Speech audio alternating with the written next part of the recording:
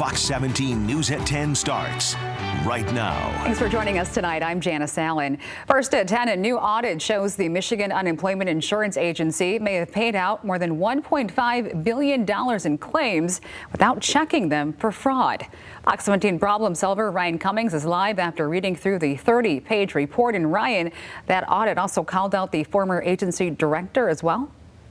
It did, Janice. The audit found that during a call, Steve Gray apparently said that fraud detection was not a high priority for the agency.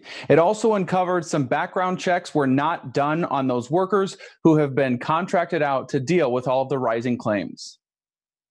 This 30-page report released Wednesday by consulting firm Deloitte lays out all the challenges and failures of an already troubled agency.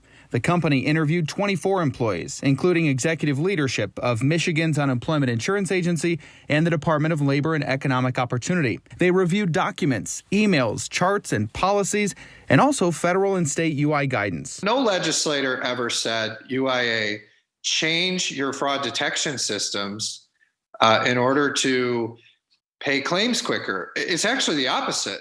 Representative Matt Hall chairs a committee already looking into the agency's handling of benefits during the COVID-19 pandemic. The department's actions contributed to this widespread fraud.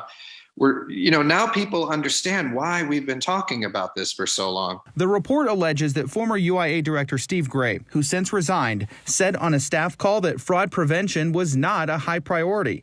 But those issues were never escalated to higher ups in the agency. The assessment found that the UIA also worked with third-party vendors to hire people to look at the claims, but did not perform background checks. If they did, they were not reported to the agency. And UIA actually told us that the contractors performed those background checks. What we learned in this report is they did not. The pandemic forced the UIA to make some quick changes following state executive orders and federal requirements through the CARES Act. It was determined there was confusion within the agency as to who had the final say. So it seems like they didn't follow their processes that were in place that would protect the integrity of the system. And there also seemed to be a lot of internal confusion about who is in charge. When it came to the speed of paying out the claims, the audit found the UIA was receiving pressure to expedite the payments. Rep. Hall says while people deserve to be paid on time, they did not mean that the agency had to pay out fraudulent claims. Lawmakers have been concerned about the payments and making sure people get their benefits. But lawmakers like myself have also been very hard on them about the fraud. In terms of that fraud, there was a case of an email exchange laid out where the UIA's head of investigations identified several claims of potential interest, including 6 that were linked to the same bank account. The report says an identity verification request was never opened by the fraud manager and the funds were released. UIA then stopped all benefits from going out on May 19th to update that system to make sure all the claims would go through the manager before being released. Besides the $1.5 billion in high-risk payments, additional fraud was found inside the agency. Contractors and UIA personnel used their access to fraudulently approve and disperse millions of dollars in claims in exchange for payments and kickbacks. This is taxpayer money. And we're talking about potentially hundreds of millions of dollars based on this report that could have been paid out fraudulently because they were not following their procedures on detecting fraud, and they were trying to pay out claims as fast as they can. The agency says it's since made changes to its system, including reactivating all fraud manager filters, a payment review for backdated claims, and updated procedures for working with third-party vendors. So they've released this report. That's important. But I know many reporters like yourself, they don't answer your questions.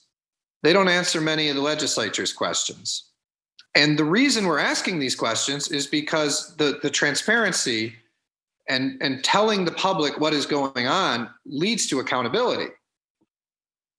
And Rep. Hall said that his committee, the Joint Select Committee on the COVID-19 pandemic, will be questioning the new UIA acting director next week. Now, the UIA says it has received more than 165,000 fraud and identity theft reports through its website since March 15th. And Janice, I do have to point this out for everybody. Now, in terms of the audit, Deloitte says that its findings are only based upon the information that the state submitted So Deloitte did not independently verify all of the data that was given to them. If everybody out there, and I encourage you to do so, would like to read the entire 30-page report, you can click on this story at fox17online.com. Reporting live in Grand Rapids, Ryan Cummings, Fox 17 News. Ryan, thank you. And whether it is unemployment or another problem that you would like some help looking into, you can call the Fox 17 problem solvers at the number on your screen, or send them an email, or join the group on Facebook.